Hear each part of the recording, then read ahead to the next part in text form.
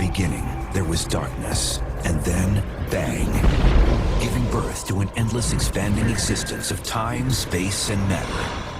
Every day, new discoveries are unlocking the mysterious, the mind-blowing, the deadly secrets of a place we call the universe. This cosmic world is unlike anything you've ever seen or learned about. Our galactic neighborhood is home to 7 of the most mesmerizing, violent, and otherworldly phenomena in the universe. A stunning planet whose iconic rings contain mountain ranges that rival the Alps. A shimmering moon where massive geysers of water and ice spew from its surface. Scale a mega volcano. Then zigzag through a family of asteroids before diving into the eye of a supersized hurricane. Experience the newest, most mind-blowing discoveries revolving around our sun as we venture in 3D to the 7 wonders of our solar system.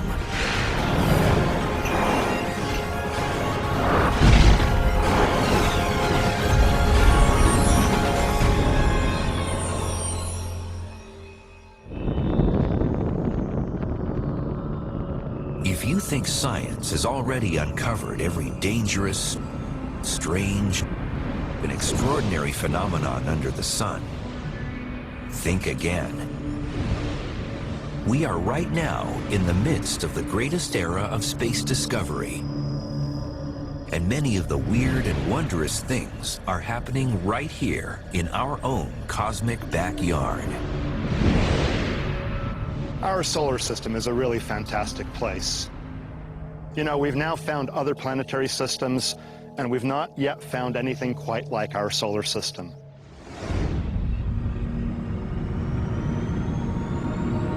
You've joined us on a magical 3D journey through the 7 wonders of our solar system.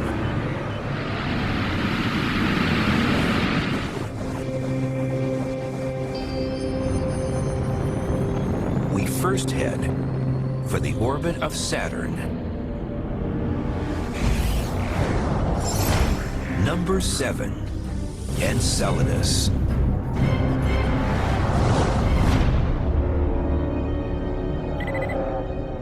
It's midnight, November 2nd, 2009. NASA's Cassini spacecraft orbits the planet Saturn. Its cameras capture something bizarre on one of its outer moons, named Enceladus. Most of the solar system's moons are geologically dead, and looking at the glistening icy surface of its south pole, Enceladus seems like a peaceful world. Then suddenly, without warning, gargantuan geysers of water and ice eject from cracks on its surface. Enceladus is a fantastic moon of Saturn. Though it's relatively small, Enceladus is different from the volcanism that's here on Earth, where hot magma, which is basically molten rock, comes out from underneath Earth's surface. Enceladus has water, basically, liquid water coming out and freezing, and so it's called cryovolcanism. The Cassini spacecraft flies directly through the energetic plumes that blast hundreds of miles into space at 1,400 miles per hour.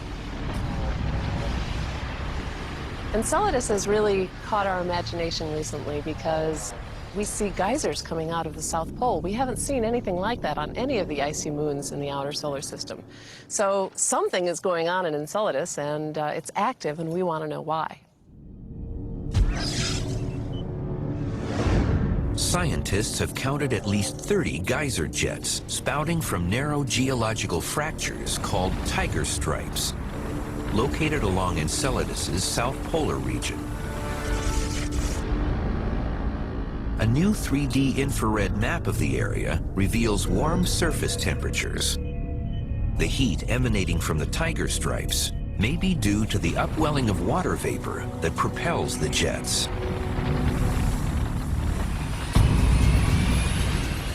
One of the few other places to witness this truly fascinating wonder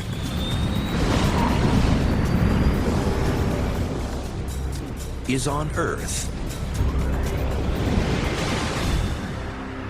At a freshly groomed ski slope, or on a movie set. Wow, look at this snowmaking machine. It's like a geyser from Enceladus. All these ice particles and water droplets freeze when they encounter the outside air. And the expanding gases also help cool the droplets and freeze them. In the case of Enceladus, heated liquid water in a cauldron below the surface goes squirting out through some vents in the south polar region. And when that water comes out and encounters the cold surrounding space, it freezes, forming snowflakes and ice particles, much like the ones coming out of this snowmaking machine. So wow, I might as well be on Enceladus right now.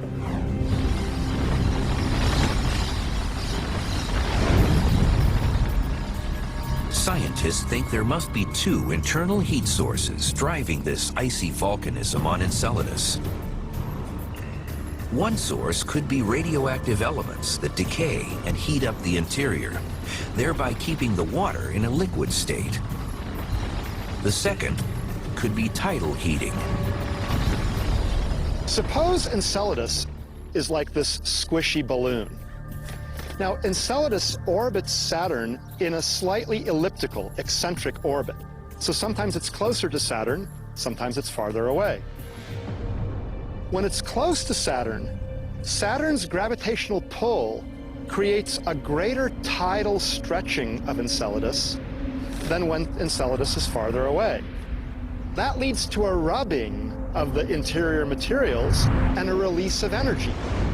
This tidal friction, as it's called, helps melt the interior of Enceladus and keep the water in this molten or partly molten state. One mystery is how much water actually exists beneath the surface. Could the miniature moon be hiding an underground ocean? We infer that there is a liquid ocean because there needs to be a source of water to power these geysers. The ocean may not extend under the entire globe of Enceladus. It may be just beneath these regions where the geysers are going off, but there has to be a significant reservoir of liquid water beneath the surface of Enceladus. If liquid water exists beneath the surface, it could be teeming with organic molecules. These, along with relatively warm temperatures, are the essential ingredients for creating life. It would be incredible if we were to find life, primitive life, underneath the surface of Enceladus. We don't expect complex creatures such as ourselves or rabbits or turtles, but even primitive bacterial or microbial life, independent of life on Earth, would be one of the greatest discoveries ever. Enceladus actually orbits within another wonder of the solar system. Number 6, the rings of Saturn.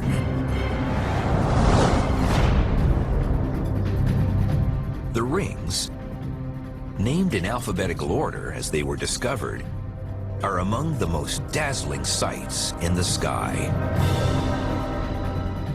The Voyager spacecraft first visited Saturn quite a while ago. And now with the new images provided by Cassini, it's like putting on a pair of 3D glasses for the first time to be able to see with great detail what's inside Saturn's rings. Among the 7 main rings, it's estimated that the gaseous planet has thousands of ringlets comprised of 35 trillion tons of ice and dust, containing roughly 26 million times the amount of water on Earth. Yet their origin has eluded scientists for centuries. We really don't know their origin. They may consist of material that never had a chance to form into a moon because of gravitational influences of Saturn itself.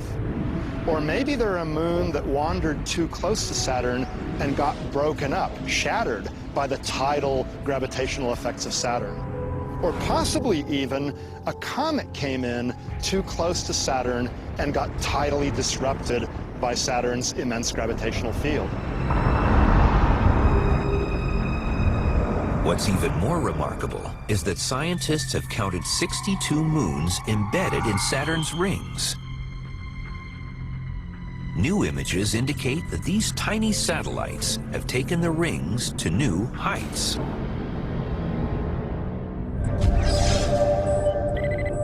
August 11th, 2009. A rare equinox photo of Saturn shows her rings edge on to the sun. The image unveils a shocking fact. The bright bands that once appeared to be solid and flat actually contain ridges spanning from a few feet to mountain ranges taller than the Alps. When you look at Saturn's rings from a telescope on Earth, they look completely smooth and featureless.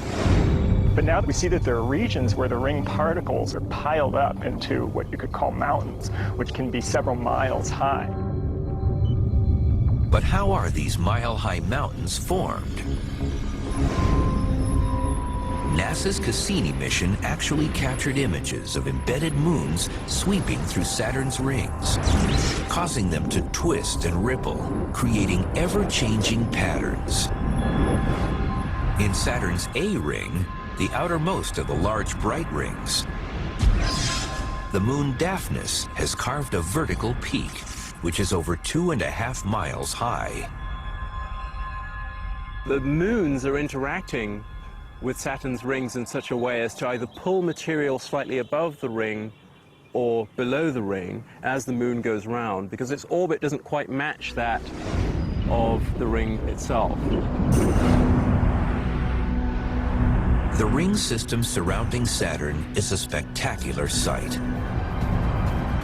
But on a neighboring planet, there's a very different scene, one almost too monstrous to believe.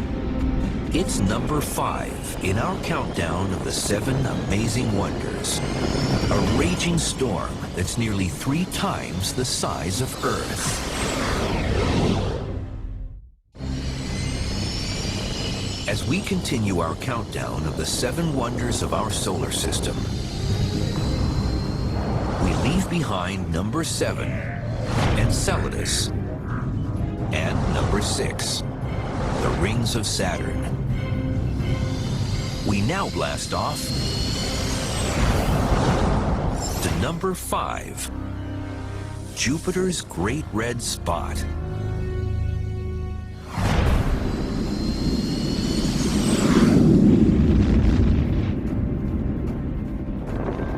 This mother of all storms is about 3 times the size of Earth. We don't know exactly how the red spot formed. It's been there as long as we've been looking, as far back as the 1650s. So it was there before we started really paying attention.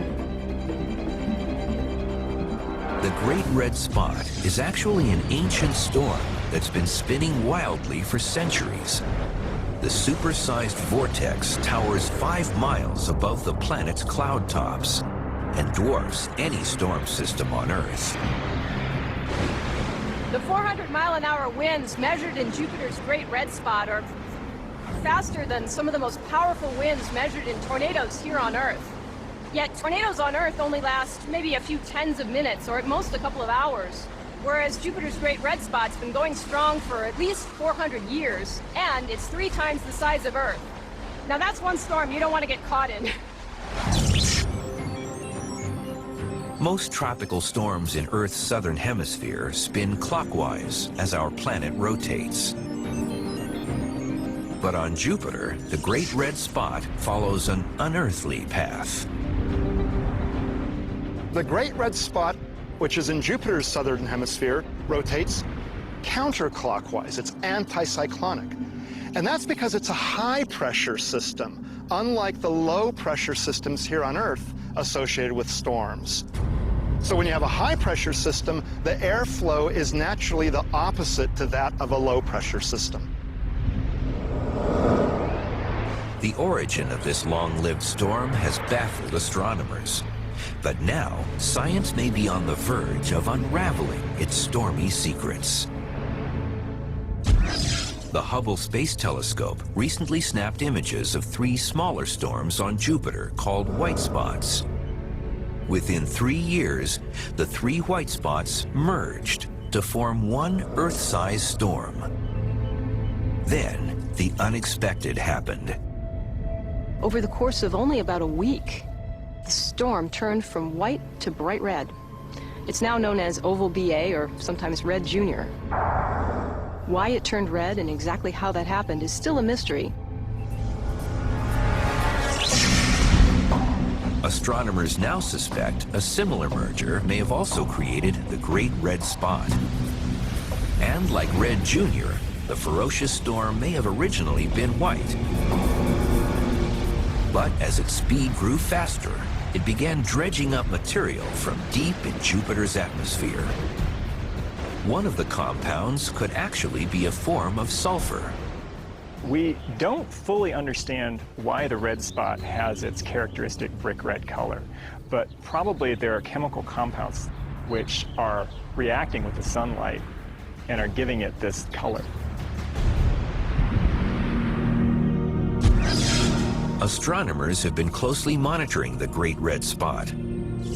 And in the last decade, they have detected an astonishing change. We've been watching the Great Red Spot shrink and actually become rounder for some time now. Who knows if it's going to persist for another 400 years or maybe disappear entirely.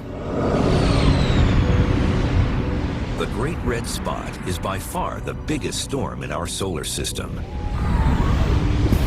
But after leaving Jupiter, we head about 200 million miles in the direction of the Sun and have a close encounter with another barely believable wonder. Number 4, the asteroid belt.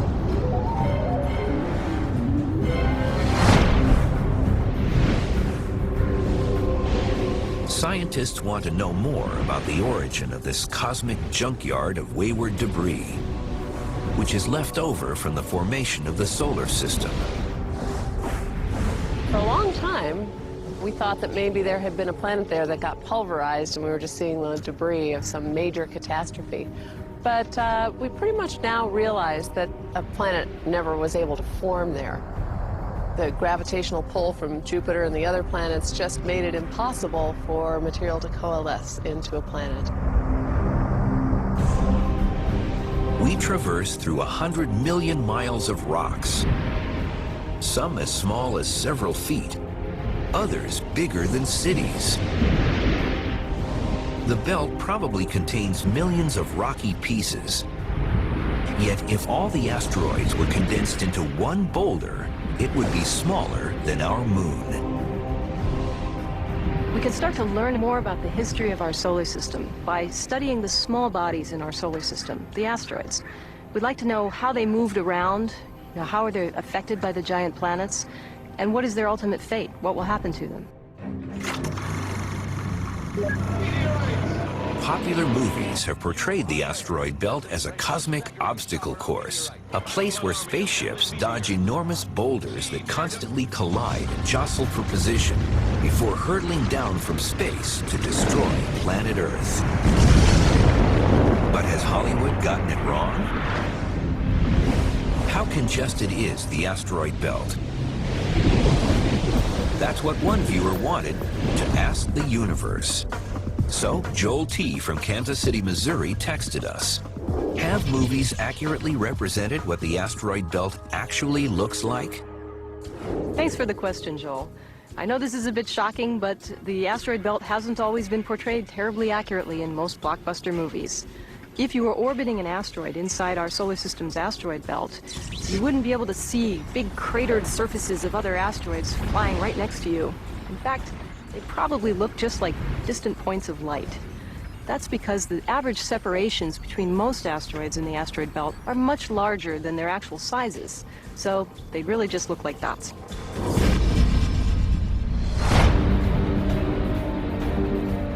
In fact, an average distance between two asteroids can be 1 million miles. However, among this spacious sea of odd-shaped rocks exists a round ball. Ceres is the biggest asteroid in the solar system. The awesome 600-mile-wide rock contains a fourth of the entire mass of the asteroid belt. Most asteroids in the asteroid belt are lumpy-shaped, kind of like potatoes. But Ceres is different. It's actually big enough to have enough mass, to have enough gravity, to crush itself into a round shape.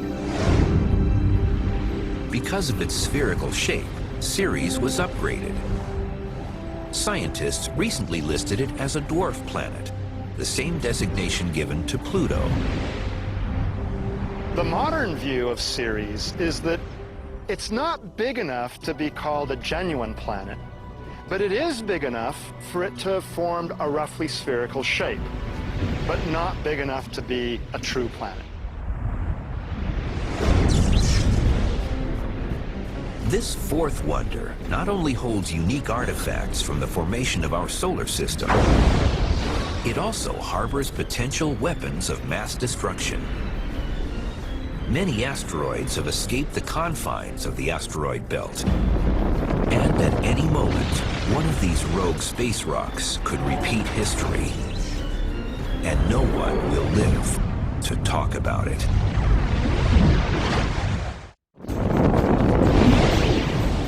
So far, our journey through the 7 wonders of the solar system has taken us to the geysers of Enceladus, the rings of Saturn, and the Great Red Spot on Jupiter. Now, we continue to travel through the 4th of our wonders, the asteroid belt. This band of leftover debris has even made it to the big screen. And the rocks Hollywood is obsessed with the most are those that escape the asteroid belt and head for planet Earth.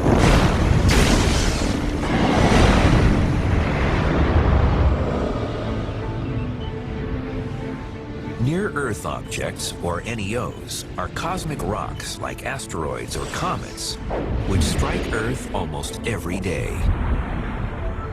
We're really very interested in near-Earth objects, objects that pass across the orbit of the Earth around the Sun, because occasionally they can and do collide with the Earth.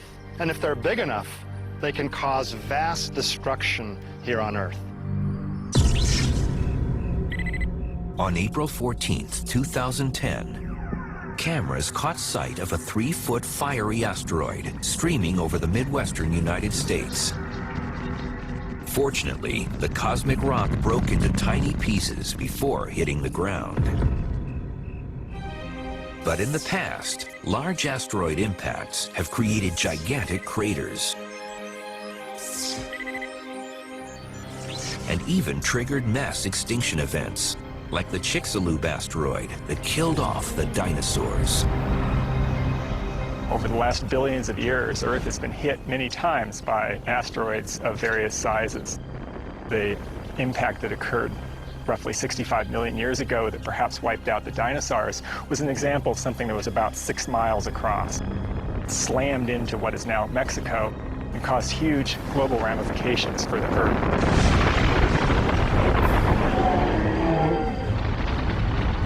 A number of new space surveys are currently tracking all near-Earth objects that are large enough to destroy a modern city, or even worse, ignite a global catastrophe.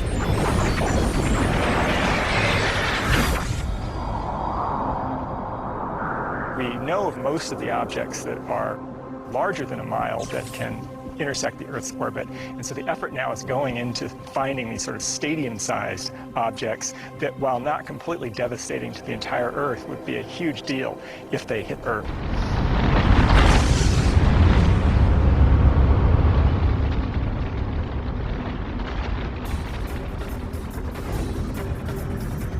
As we leave behind the asteroid belt, we chart a course to the next of our 7 wonders,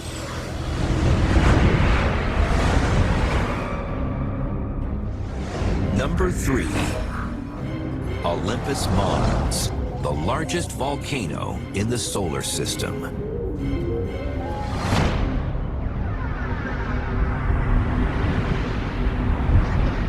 As we approach the planet Mars, we immediately catch sight of this mammoth mountain. The base of it is about almost 350 miles across. That's as though the base of the mountain were from Los Angeles to San Francisco. So even though it's so high, the slope is very gradual. You would barely know you were climbing a mountain. It's not like a steep volcano. It's just, it's a smooth, low slope, but it just goes on forever. Olympus Mons is located in the Tharsis Bulge, a region on the red planet that's home to other massive volcanoes. If you climb the 13 miles to its summit, you could take in a view of the very edge of the Martian atmosphere. Olympus Mons is several times higher than the highest mountains on Earth. And its base is hundreds of miles across. And it's been formed over the last billions of years by eruption after eruption after eruption, which has slowly surfaced it with successive layers of lava. 100 million years ago, hot lava rivers poured down from its peak to cover millions of square miles of the red planet. Today, Olympus Mons is 100 times the volume of Earth's largest volcano, Mauna Loa, located on the big island of Hawaii. Olympus Mons got so much larger than anything here for, well, a number of reasons. One is certainly it was just a lot of volcanic activity. A second is that Mars's gravity is much lower. You weigh a lot less on Mars. So as the mountain built up, it didn't compact back down. It was able to build up to a pretty huge volcano without collapsing. The third, and perhaps most important reason why Olympus Mons is so huge is that Mars doesn't have plate tectonics, the movement of crustal plates that rest on top of the molten interior of bodies, such as Earth. Olympus Mons grew to such a big size because of the lack of tectonic motions on Mars. The hot spot from which the lava, the magma, emerged remained at one location, allowing more and more material to build up and create a super mountain, a super volcano. Mars is now presumed to be geologically inactive. But is the volcanic beast really dead, or merely a sleeping giant?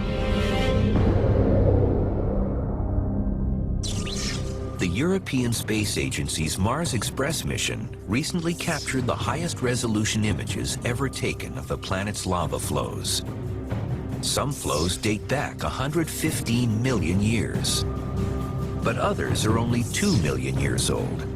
And on geologic timescales, that's very recent, which suggests there still may be some volcanic activity. If we look at the surface of Olympus Mons, we see especially that there are lava flows which have very few craters on them. And so we know that those lava flows are perhaps 10, 20 million years old at the oldest. But the eruptive activity has been going on until the relatively recent past, if not right up until the present day.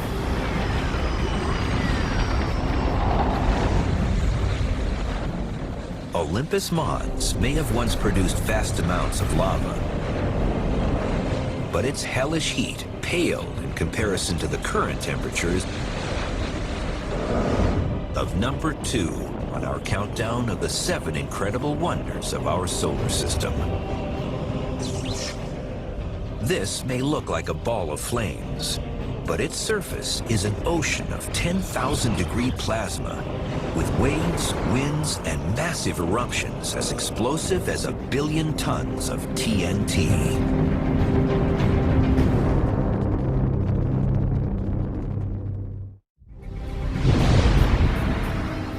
Our next wonder of the solar system has been Earth's best friend and foe. It's bathed our planet with heat and energy, but it's also blasted us with potentially deadly, highly energetic particles and waves.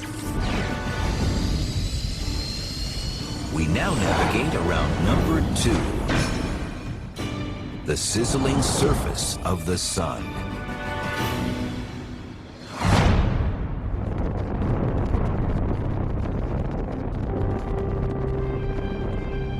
The surface of the sun is really quite chaotic. It's always boiling and bubbling. In particular, there are hot cells of gas that come out from the interior up, radiate their energy, cool, and then come back down. So this convection, as it's called, this boiling motion, similar to what you see in a boiling pot of water, is occurring near the surface. We have never been able to look at the sun's surface up close. Until now.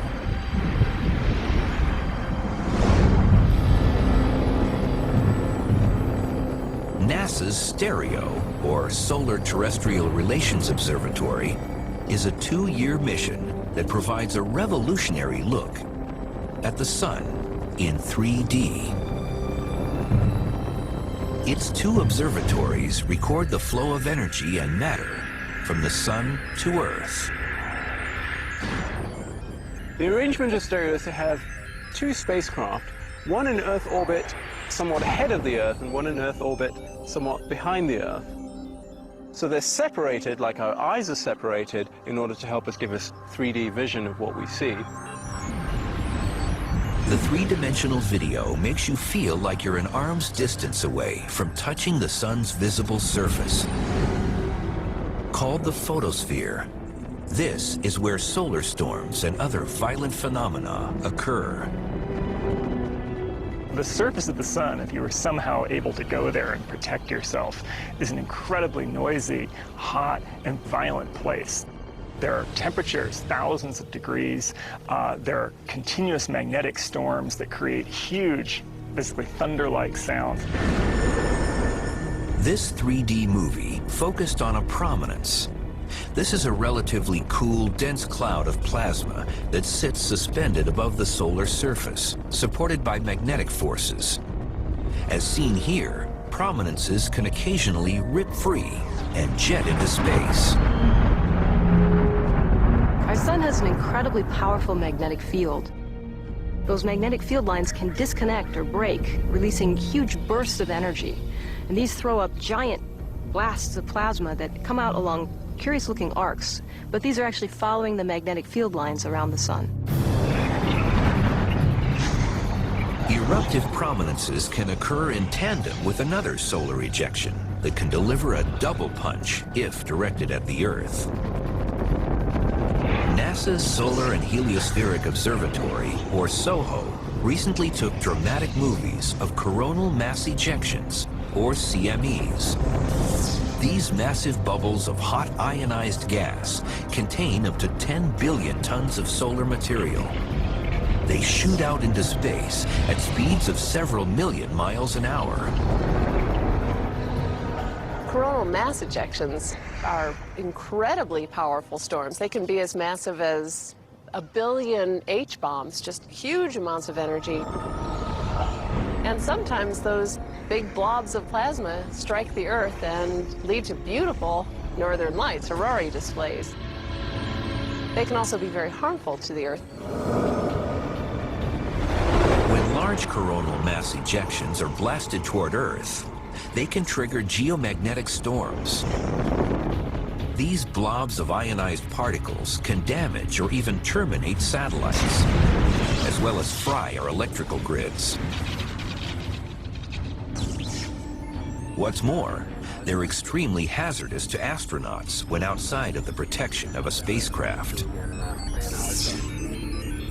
The CMEs generate X-rays.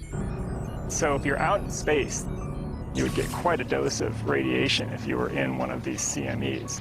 Luckily, our atmosphere absorbs most of the X-rays, and we don't experience the bad effects here on the surface of the Earth. These latest images are chilling reminders that our sun's surface is a force to reckon with. And things may really heat up on our home star in the very near future. Solar activity runs through an 11-year cycle. In 2013, our sun will be at the peak of this cycle, called the solar maximum. At this time, the surface of the sun could create the perfect storm.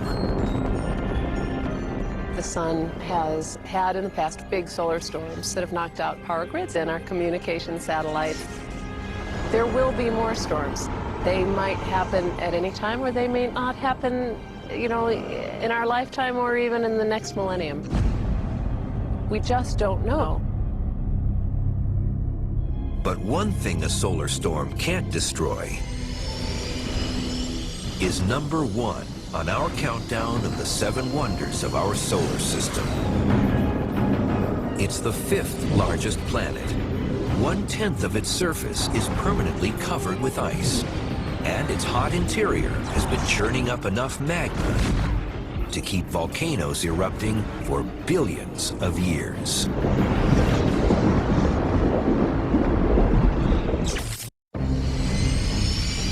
The exploration of our cosmic neighborhood in 3D climaxes with a touchdown on number 1 of the 7 wonders, Earth.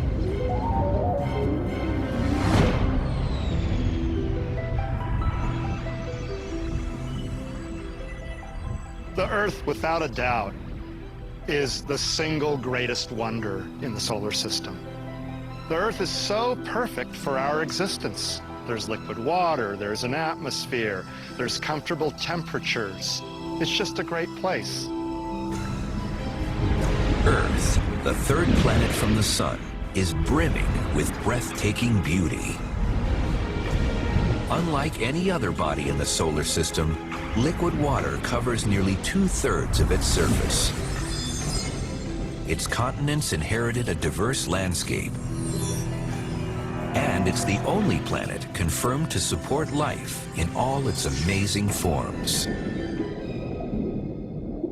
Earth has a number of different features that make it truly unique in our solar system.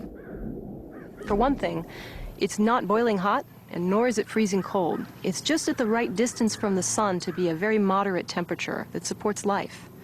For another thing, it's not completely a water world, nor is it completely a dry desert either. It's got just the right mix of land and ocean to support a wide variety of species. Science is now getting closer to solving the mystery of how life got started by retracing the steps of our planet's formation.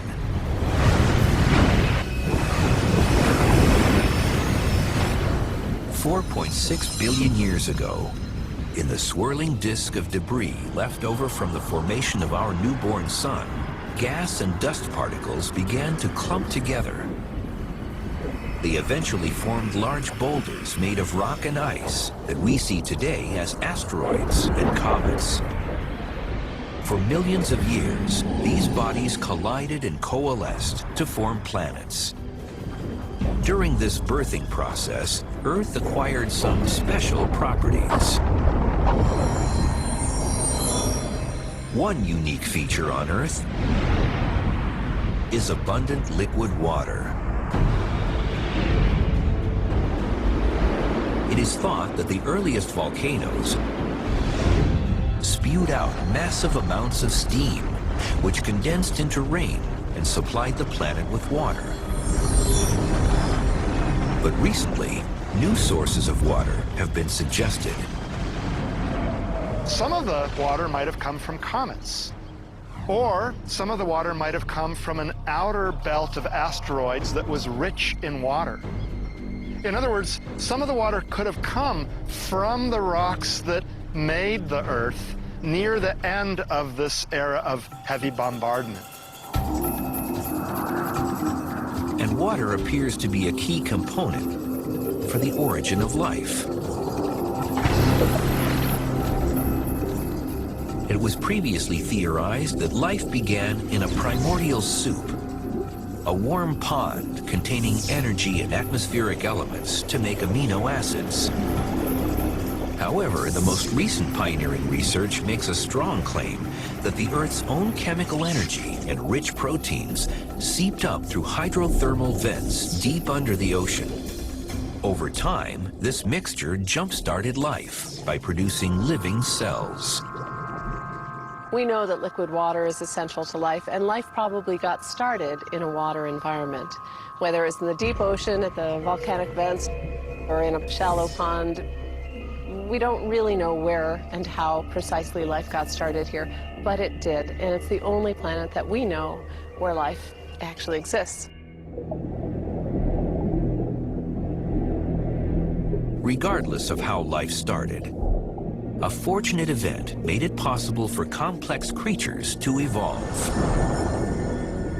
About 3 billion years ago, ancient underwater bacteria began to use water, carbon dioxide, and the sun's energy to produce carbohydrates in order to survive. This process, called photosynthesis, injected vast amounts of oxygen into seawater and eventually our atmosphere. A huge step happened in evolution when the Earth got polluted with oxygen. We didn't start with a rich oxygen atmosphere, but later the oxygen atmosphere that developed on Earth, basically from photosynthesis, allowed life to get a lot more complex. After a few billion years of planetary and biological evolution, the first plants and animals emerged from water onto land. It's estimated that modern humans came onto the scene a mere 200,000 years ago. And with our evolution came the technological revolution of the planet. From ancient man-made monuments to bustling metropolitan cities, human beings changed the way Earth looks on the ground and from space. The Earth's surface has started to be modified very significantly by cities, by human activity. We're part of the Earth. We've created all these changes on its surface. So the Earth's geology, in some deep sense, has been radically altered by the appearances of cities, by the appearances of all the things that we do on the surface. And that's something that's remarkable and which, as far as we know, is not happening anywhere else. Certainly it's not happening anywhere else in our own solar system.